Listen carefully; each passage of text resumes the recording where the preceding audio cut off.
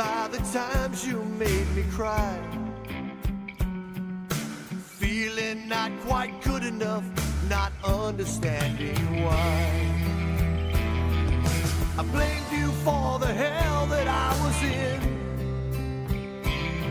Then I burned through my resentment till I could love again. I forgive you, for you know not what you do. When you did those things that hurt so much, you didn't have a clue. Love needs no conditions, it will always see us through. I forgive you, for you know not what you do.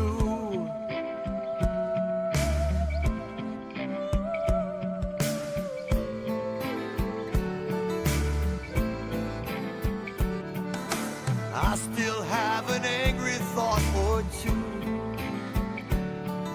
I don't do well with those that try to tell me what to do. But I still try to turn the other cheek. Watch me walk away, you'll know exactly what I mean. I forgive them, for they know not what they do. When they do those things that hurt so much, they haven't got a clue. Love needs no conditions, it will always see us through. I forgive them, for they know not what they do.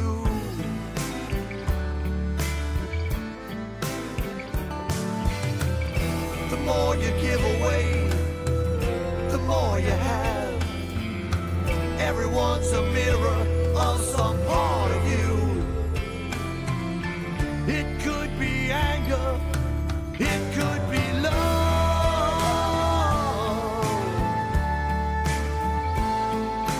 Why not choose love?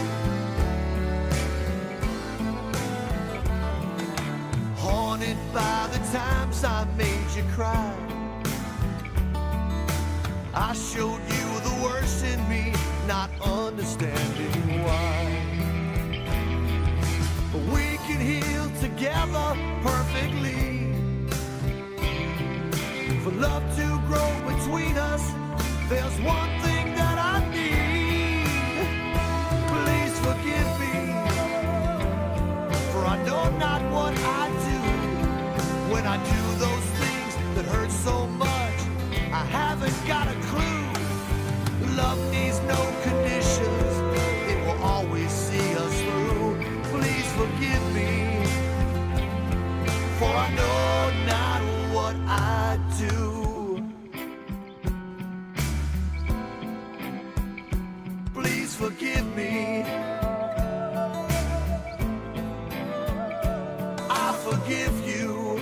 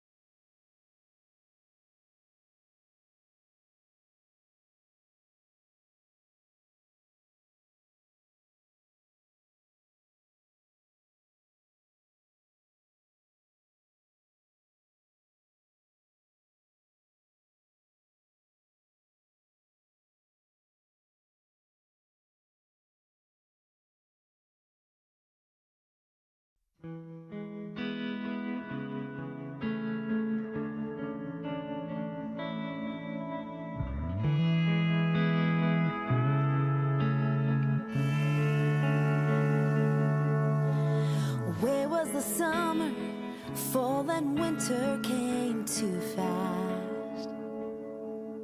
Somehow I made it, I'm wide awake, it's spring at last.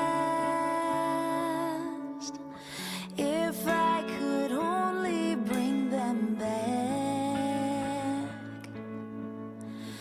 they'd still be moments from the past.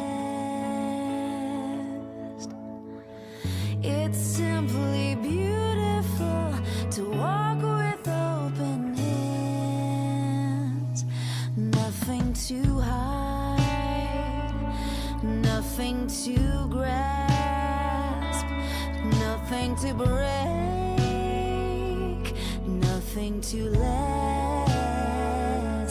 Every death brings a new life. Every road, every mile. Take off your shoes, don't mind the rules. You're free to be starry-eyed and innocent if you choose. You're finally home.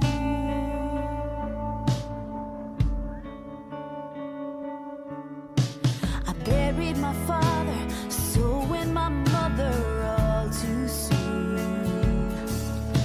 I suffered in silence, suffered alone until June. It wasn't clear, it wasn't right. I'd hear him tell her in the night,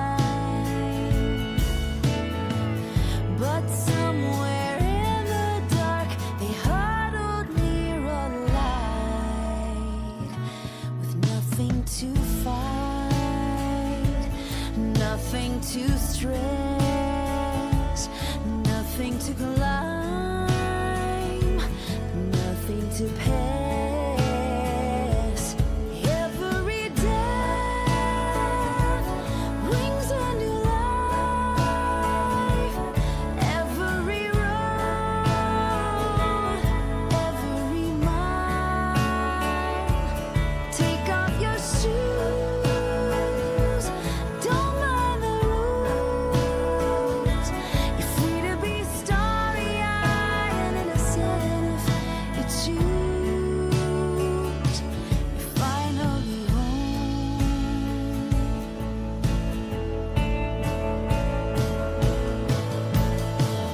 Some seasons let us be reborn. These deep dark places where we're torn. And when they tell you that your rose still has its thorns,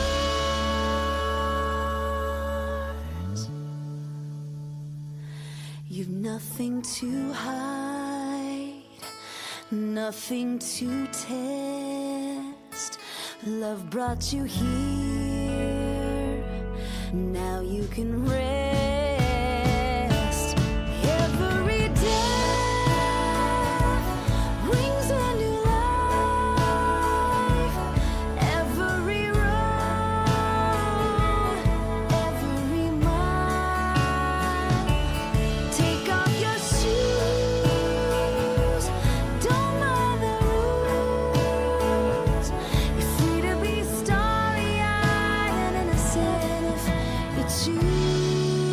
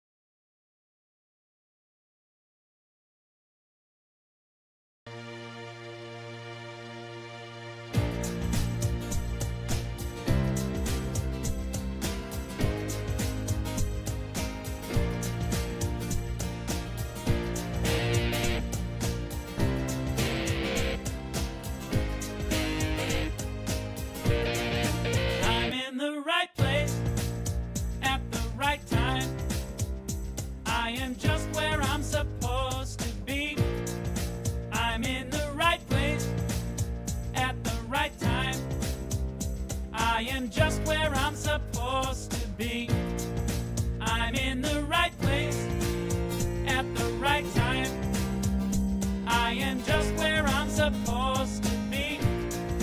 I'm in the right place at the right time. I am just where I'm supposed to be. Oh, my soul is welcome here. Oh, my soul is welcome here. I am getting the message loud and clear. My soul is welcome here. Hello, and welcome to the People of Diversity Sunday service. We are a multi-faith community, and we believe there are many paths to one divinity. So if you would like to learn more about our multi-faith endeavors, go to www.peopleofdiversity.org. You can learn about us, you can learn about all the things we have going on, and you can make a donation. Thank you. Last week we heard from our Jewish representative, Leslie Zwick. We had music from Rob Thorworth. Today we'll hear from... I said, and they were both really good. Yes, they were. Today we'll hear from Native American Will Davis. We know it was really good because we went there and videoed it, so it was awesome. And Neil's always so centered and grounded. They're going to be a wonderful team. Next week we have our modern mystic Christopher Timms and music from Victor Morgado. Without further ado, let's dive right in. Hello, people of diversity. My name is Neil McNaughton, and it's a pleasure to join you once again as your songwriter, your musician of the week. This time around, the theme is discipline. And once again, I found it a big challenge to come up with two songs that really reflect discipline, that take an interesting take on the idea of discipline. And I hope I found it with these two songs. I'm going to do one cover song and one original song. I'm going to start with a cover song. The song is called Take Off Your Shoes, and it was written by Jim Manley in 1977. But I think it still really resonates with today's world. It is an environmental song. And the way I see discipline coming into it is... we have been given this tremendous gift, the planet, kind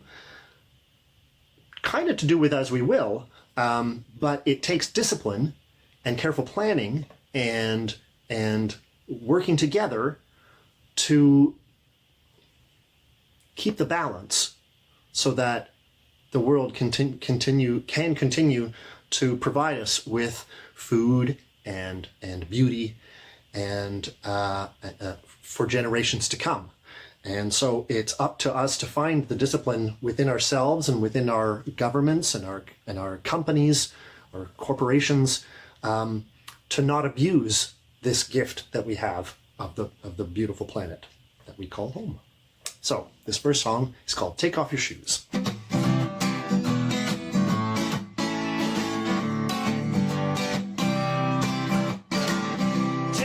Take off your shoes. You're standing on my holy ground.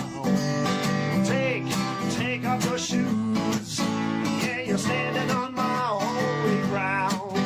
Well, the earth is the Lord's and the fullness thereof, from waters beneath to the heavens above. So take off your shoes. Yeah, you're standing on my holy ground. Oh yeah, you're standing on my holy ground. The eighth day of creation, well, the Lord looked around at the power plants, the freeways, and the trash on the ground. Plantations growing rubber where the grain should be high. Oh, you couldn't see the sun for all the smog in the sky. Well, kids, you really filled the earth and then you subdued it. But there's nothing in my book that says you gotta pollute it. So take off your shoes. Oh, you're standing on my holy ground. Oh, take off your shoes. Yeah, you're standing on my holy ground. Well, the earth is the Lord's, the fullness thereof, from the waters beneath to the heavens above. So take off your shoes. Yeah, you're standing on my holy ground. Oh yeah, you're standing on my holy ground. Yeah, you're poisoning my rivers with your factory farms. You're silencing the ones who try to sound the alarms. wishing like there'll always be an endless supply, and fighting one another for what's left to divide. You didn't take my advice when I first gave you dominion, but maybe it's time to get a second opinion. So take off your shoes, yeah, you're standing on my holy ground. Oh, take off your shoes, yeah, you're standing on my holy ground. Where the earth is the Lord's and the fullness thereof, from the waters beneath to the heavens above. So take off your shoes, oh, you're standing on my holy ground. Oh yeah, you're standing on my holy ground. Dig your scientific minds, but use them with care. Your first thirst for oil is contaminating the sea and the air. Your hyped up irrigation's turning soil into stone, and some are eating meat while some don't even get bone. I told you to be fruitful and you sure multiply, for the rich to call the land and never learn to divide. So take off your shoes, yeah, you're standing on my holy ground. Baby, take off your shoes, yeah, you're standing on my holy ground. Now the earth is the Lord's and the fullness thereof, the waters beneath to the heavens above. So take off your shoes, you're standing on my holy ground. Oh yeah, you're standing on my holy ground. I'm telling you, you're standing on my holy ground.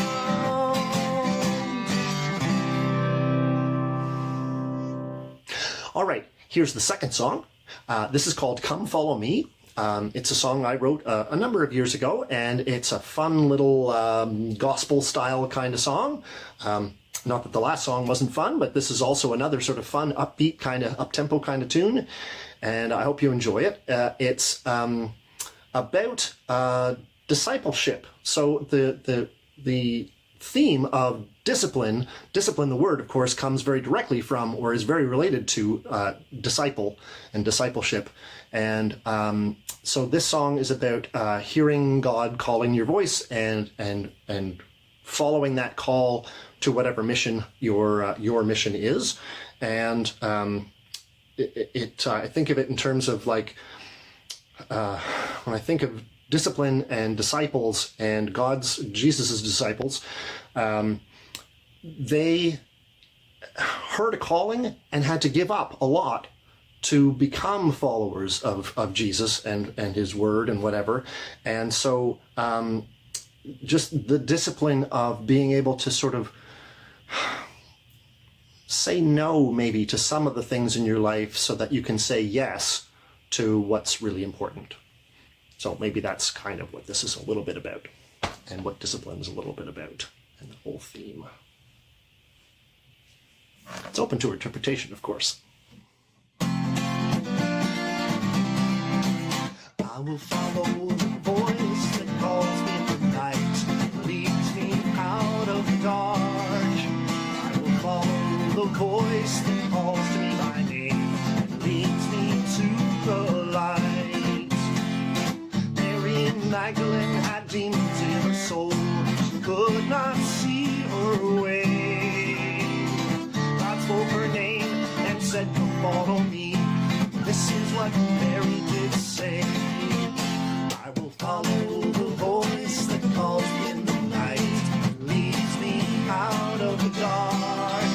I will follow the voice that calls to me by name, leads me to the light. Saul was a man who traveled on the road, he could not see his way. God spoke his name and said, "Come follow me." And this is what Paul did say. I will follow the voice that calls me in the night and leads me out of the dark. I will follow the voice that calls to me by name and leads me to the light. I was a child, life stretched in front of me.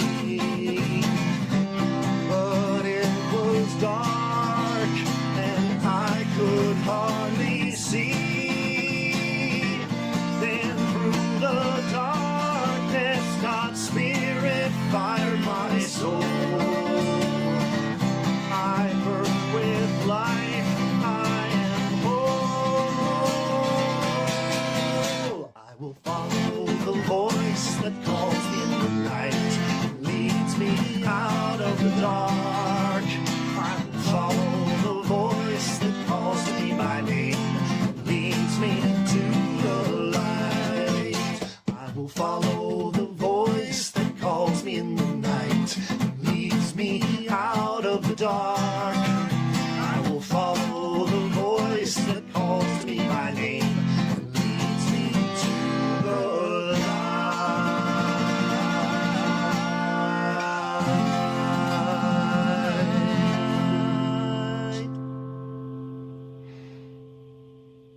Thanks very much. See you next time. Good morning, everybody. I've been asked to talk about discipline this time, and that's a really interesting subject. I've watched some of the other speakers and their videos, and in my opinion, it's pretty much been covered, but I'm going to approach it from this point of view because just recently I've been hit with some challenges that are kind of earth-shattering.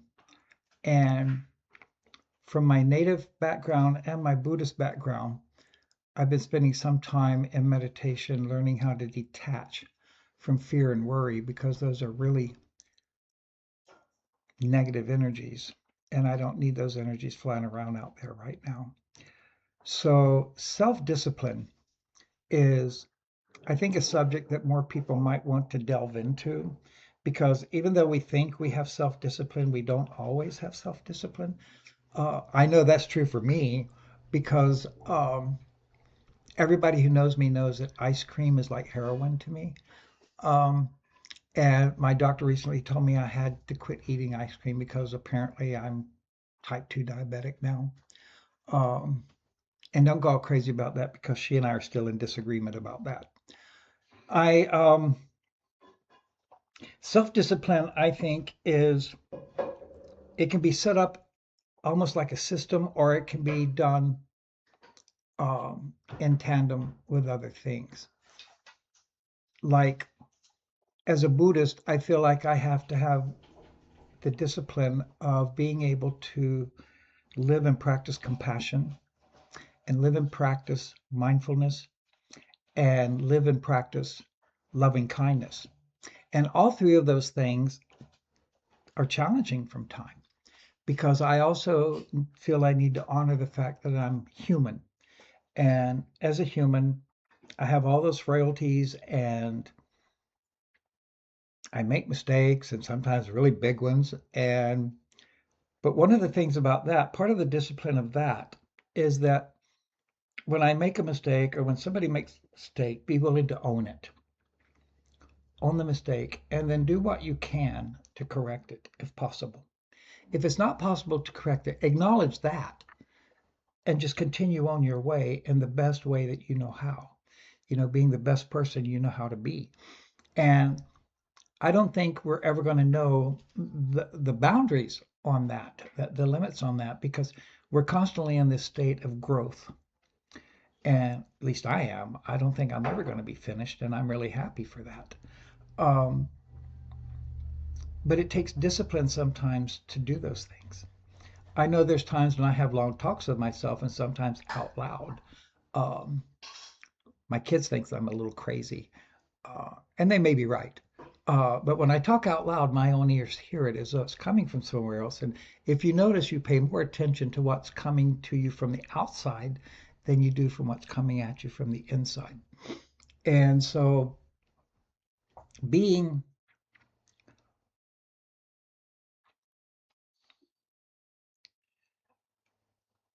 one who is kind of focused on continuing to grow and progress.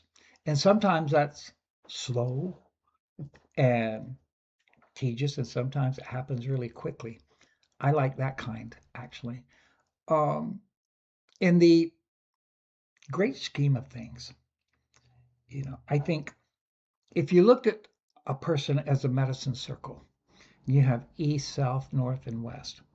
I think each of those can teach us a form of self-discipline. In the east, that's a place of air. Things are nebulous. There's a place of thought and idea. And then when you move around to the south, that's a place of creativity, of growth. And there we start putting the energy of beginning to bring those things into a state of awareness, where they take on a little more form and substance. Then you move around to the west. That's the place of healing and of dreaming. It's the dream place. It's the place of water.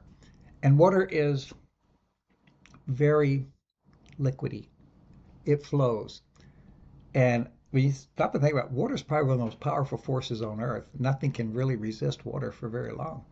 And so in there we learn to start the process of manifestation. We bring our dreams into this world that we call reality. Sometimes I have to giggle about that. And then when we move around to the north, that is the place of form and substance, of manifestation. And once that's happened, then you can start again, moving back to the east so that that circle is complete. And I practice that a lot. The native part of me practices that a lot. And just this past weekend, I had somebody ask me again, how can you be native and Buddhist at the same time? And I went, well, easy. I said, I've yet to find any disparity between those two philosophies or ideologies.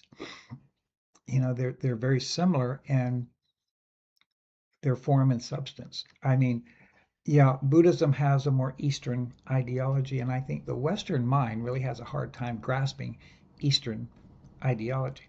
But at the same time, I feel that non-natives have a really difficult time conceptualizing how natives think, you know, and because we think in kind of a circular way.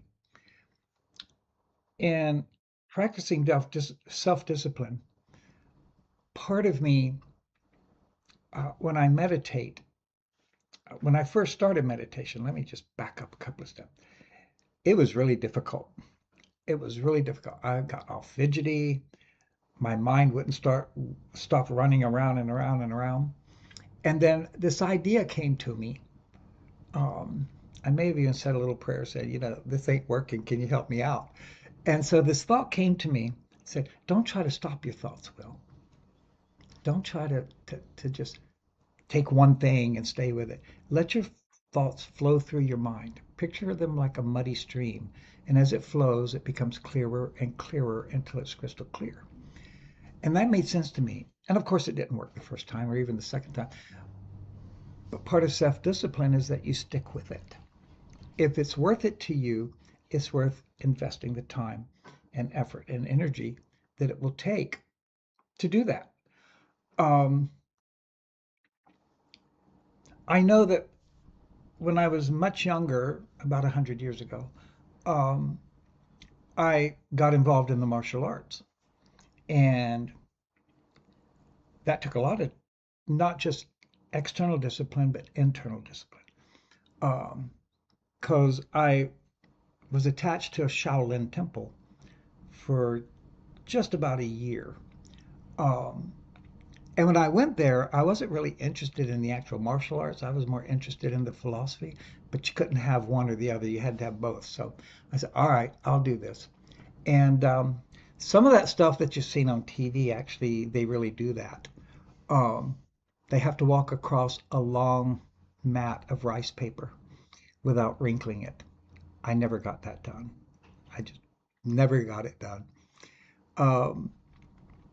And if you get real fidgety, one of your masters or mentors will come up and they'll crack you across the shoulders with a cane pole.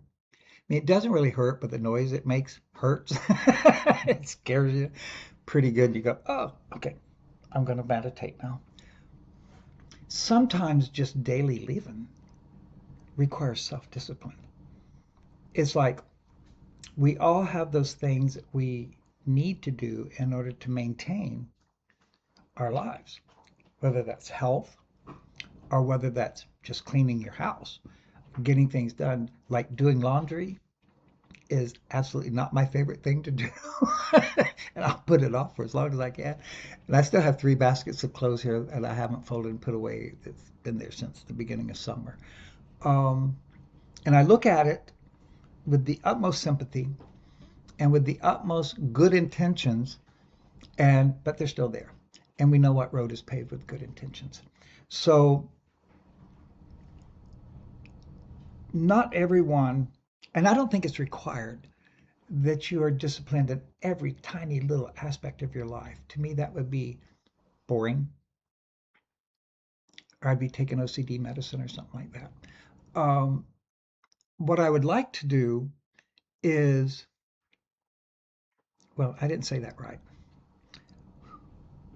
What I decided I'd like to do is to start almost like a routine, because routines take a certain amount of self-discipline also. So I have certain days that I do certain things. And if I decide, if I'm having a bad day physically or emotionally, I'll put it off. And that's okay, as long as you pick it up pretty soon. Because when we do that, then our lives become less cluttered, less difficult.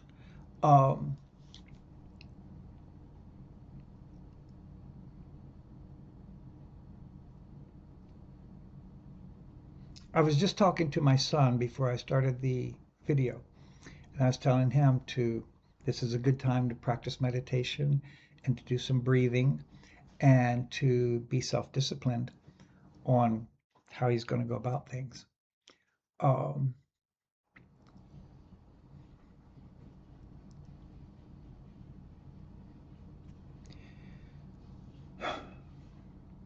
that's all I'm going to say about that. I kind of belong to two separate communities here. And what's really wonderful about that is I never feel torn between one or the other. Inside myself, I found a way to combine them, although that may never happen out here in the greater world. It is happening in me because of the self-discipline of understanding my role with each of those communities, and the discipline of budgeting my time between the two, which I have to laugh about that because I have all the time in the world. I mean, I don't really have anything that's pressing. But there's that time when I do feel that, whether consciously or unconsciously, that if you're not disciplined in how you deal with your external world, that external world will sometimes start taking advantage of you. And I don't mean that in a necessarily bad way or an accusatory way. It's just an observation I've made over the last 78, 79 years I've been on this earth. And there's nothing wrong with that. I mean, we all have expectations. I have expectations. I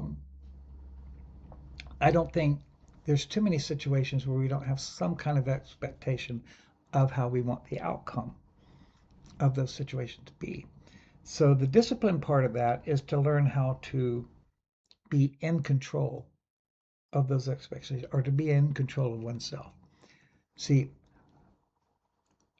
in this world out here, I control nothing.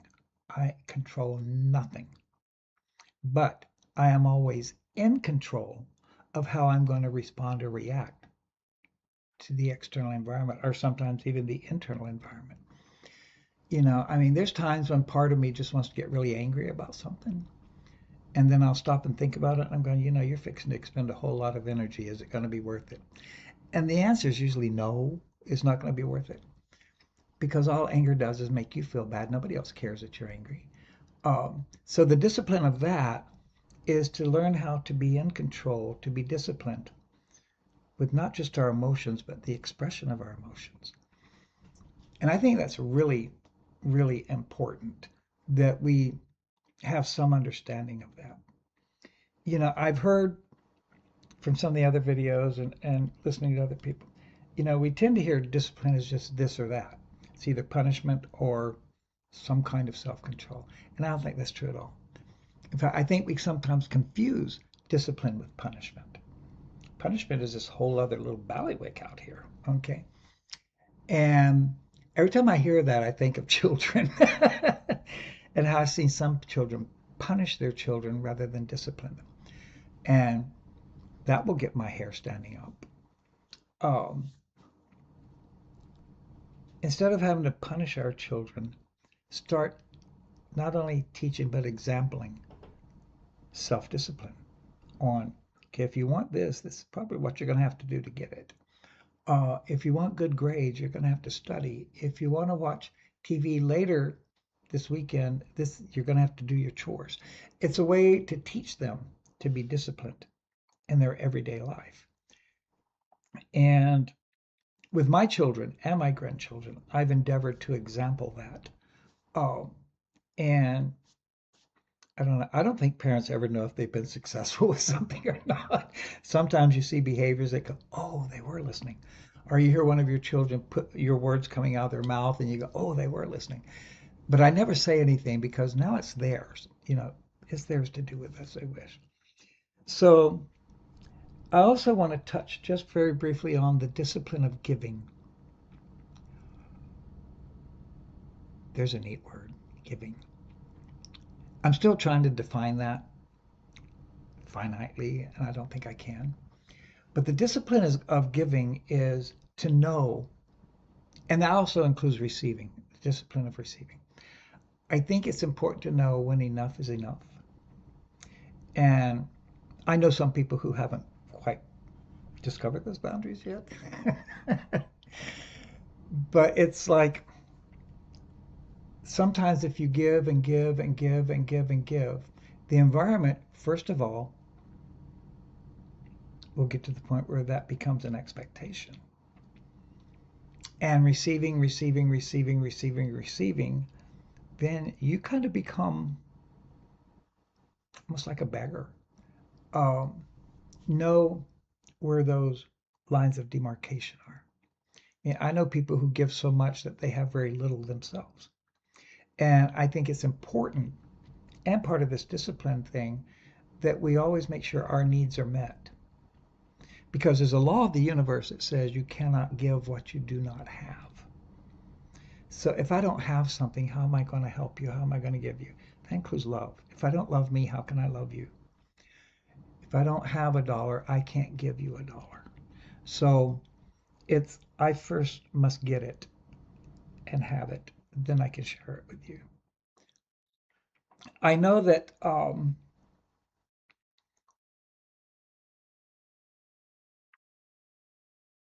in my native culture, giving is really, really very much a part of that culture, to the point that in an actual giveaway ceremony, these people will give away everything that they own, including the clothes on their back, until they're standing there in the middle of the village naked. I wonder how that would go today. Probably not so good. But the wisdom behind that is then the tribe is obligated to give something back. And sometimes you wind up with more or better than what you had before. And so it's a kind of way they keep their economy moving. I will give you this. Oh, okay. Well, let me give you this. And it's not a bartering at all. It's just factual. Okay. Oh, you gave me 2 horses. I have these really good blankets over here. I'm going to give you those. And maybe that's exactly what the guy with the horses needed, was those blankets. But also needed some horses because there's a buffalo hunt coming up. And I want to get a buffalo. Okay. So the discipline of giving is to know when enough is enough. And in receiving, when enough is enough. I haven't learned that yet. I really haven't. And I was just talking this morning, I've been lectured now about 5 times just in the last week because I have a really hard time asking for help. And being almost 79 years old, my body just doesn't do what it used to do. And I get in arguments with my body about that sometimes. Why can't you do that? Well, you've got more than 3/4 of a century on you, but okay. Sometimes that gets heavy. Here's what I'd like to say, and I haven't given a challenge or an assignment in a really long time. What I'd like to do is ask you to just take a long look at you. Take that journey inside and look at the things about you that you could maybe use more self-discipline about. And that you're not going to punish yourself if you don't do it, okay? Because that's a whole different thing over here. Punishment and discipline, they're 2 separate things. We just get them confused sometimes. So unconfuse Is that a word? Unconfused? It is now. Just unconfuse yourself and continue on your way and realize that nothing I do is going to work every single time. The law of averages is against it. So do it more than one time. Do it more than two. Do it more than three times. And do some mirror work with that. Look into a mirror when you do it and talk to that person looking back at you. Okay. And when you get through, say out loud, I love you, while you're looking at that person. And it's okay to feel uncomfortable. It's okay to feel a little embarrassed. It's okay. It's okay. It's okay. Because if you do it enough, then it becomes a natural thing. And you'll go, oh, I do love myself. But not in an ego way, and in a very caring and nurturing way. And so the discipline of caring is that I can care about me, I can care about you, I can care about the whole world, and I can do that in a way that doesn't deplete anything or anybody. The discipline of giving, the discipline of caring, know where those boundaries are. Because I'm one of these people, I just stumble over boundaries all the time and I get myself in trouble and people look at me like, and I'm sorry, not sorry. So, it's like, and the very last thing is the discipline of joy. Laugh, learn to laugh. There's funny stuff out there, There is funny stuff out there in the world. And I laugh quite frequently. And I live here all by myself, and I'm by myself about 80% of the time. And sometimes I'll just start laughing out loud. And because I had this thought that was really funny. And it's like, ooh, remember that, so you can share that with somebody. And I never do, but it's still, and that's funny too. So, there's all these disciplines. But if you stop and think about it, all comes down to that one form of discipline, and that's self-discipline. That when I give to you, it's because that's what I do. And another thing that I haven't said or done in a super long time, and so I'm going to close this video off with this. I love you. And there's not a damn thing you can do about that. Thank you for being with me this morning. Thank you for listening, and I want you to have the best day and the best week and the best life you can possibly have.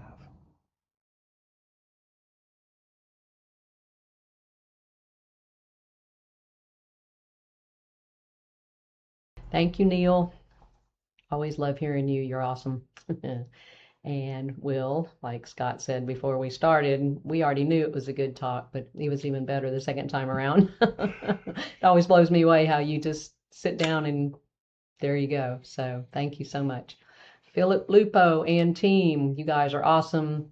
And we really, really appreciate you. If you're out there in the world and you need this kind of work done, whether it's live or virtual, they can help you out. Contact them at the address below. So, past services are available on the People of Diversity Facebook group, the Facebook page, but those are only there for 30 days. If you want to see anything further back than that, or you can also watch the live broadcasts on our People of Diversity YouTube channel. They have a playlist function, so if there's a particular topic that you're interested in or a particular faith you're interested in, you can search using that and pull all those up. It's a really nice resource. So we have a second broadcast on Sunday evenings. That one is the morning service rebroadcast, and it's only on Facebook Live at 5:45. So. 2 new pieces, both equally important and exciting.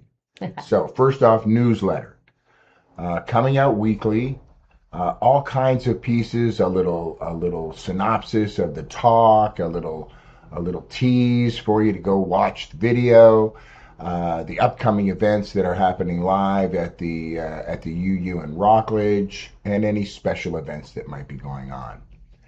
Dive into that. It's in your email. If you're not on the email list, get with us, newwaypod@gmail.com, and we'll add you to the list. Just say, add me to the list. In conjunction with that and together with it is Pod Plus. This is a program that we set up recently to it's like a pseudo membership club, right? So what we're doing is asking people to make a consistent tithe, set it up so that you're making that 10, 20, 50, 100, thousands of dollars Consistently. consistently on a monthly basis, and you become a Pod Plus member. That gives you access to all kinds of cool, glorious, and wonderful things. Everything from discounts from local folks to discounts to online opportunities and a little bit of early access to content that may come out in the future. So those are going to allow us, both of those pieces are going to allow us to both grow the community and to solidify making, paying everyone and put us in the black and keep us there and have us be there on a consistent basis. So that's the goal. And those are the pieces that are going to help us get there. And any support you have for that, we'd be grateful. Thank you. Our next live event is tomorrow night. I can't believe it. Tomorrow night, November 24th. It's United in Thanksgiving. It's sponsored by Interfaith United, and we have been a big part of that planning team. And the people of diversity are going to be represented there. It's at the Holy Name of Jesus Catholic Community in Indialantic. Starts at 7 o'clock. It goes from 7 to 8. And then at 8 o'clock, they have a reception where people bring foods from their particular faiths. And since the pod is multi-faith, we supply the water. So if you come to the center of the reception hall. We'll be right there in the middle. Come say hi. And it's going to be an amazing event. We've seen the program. We helped develop the program. People of diversity are going to be involved in the program. So come on out and join us for that. It's always, there's hundreds of people show up for that every year, and it's just this year the theme is healing, loss. Let's see, healing, loss, healing, and the power of love. Yeah, loss, healing, and the power of love. So it's going to be really good. A lot of different faith people involved in that. On Monday, December 1st, we're having our holidays celebration, not just Christmas, all the holidays celebration. That's at the Unitarian Universalist Friendship Fellowship in Rockledge. It'll be from 7 to 9. We've got music from Bob Sima and Shannon Plummer are coming. Leanne Kagunda is going to bring her violin. She's amazing. And the Joy Band is going to play some original music and also lead some little bit of sing-along right toward the end. And we're going to have refreshments for that. So come out, bring, if you want to bring a donation for the pod, that would be greatly appreciated. We're kind of looking at this as a fundraiser. Everybody, the musicians are all giving their time. And if you want to bring a finger food to share, that'd be great too. Not anything too extravagant. We're not supposed to actually eat there, but we can have snacks. So if you or your business would like to sponsor one of our live events, This would be a good one. this would be a great one. We're hoping that a whole lot of people show up. So this would be a good one. We pay $50 for an evening to spend a couple hours there at the UU. So if you would like to sponsor an event, you can pay that $50 rent charge, and we'll give you the microphone at the beginning of the program for a minute to say hi and talk about your business, or you can remain anonymous and just do a good thing. So let us know about that. Thank you. The state today is Pennsylvania. The first library, the first hospital, the first medical school were all in Pennsylvania, all in the 18th century. That's amazing. Yeah, kind of cool. Let's send our love and light to the people of Pennsylvania and say these words together. May peace prevail in Pennsylvania. May peace prevail on earth. May peace prevail in me. Thank you. Again, if you would like to make a tithe or a donation, go to www.peopleofdiversity.org. There's also the opportunity at that website to join Pod Plus and set up a consistent tithe. It doesn't have to be huge, that's for sure, and every bit helps and is going to help keep us going. So check that out. And at the end of every service, we do an energetic healing circle. So bring to your mind's eye any person, place, thing, situation, and that needs some love, needs some healing. Bring that to the center of our circle. Let's join our energy together. Listen to this last song.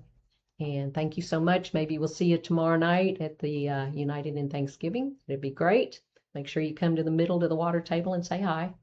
And thank you all so much for being here. See you soon. One power, one power, one power,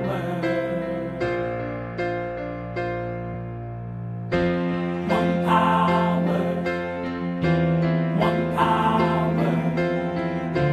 one power.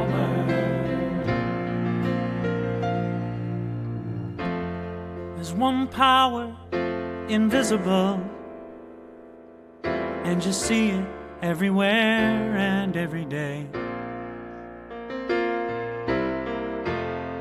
One power indescribable, and you speak of it with every word you say.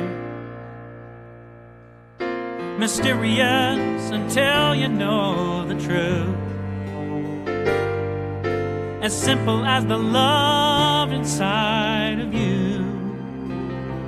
Call it God, call it Spirit, call it Jesus, call it Lord, call it Buddha, Baha'u'llah, angels' wings or heaven's door. But whatever name you give it, it's all one power, can't you see?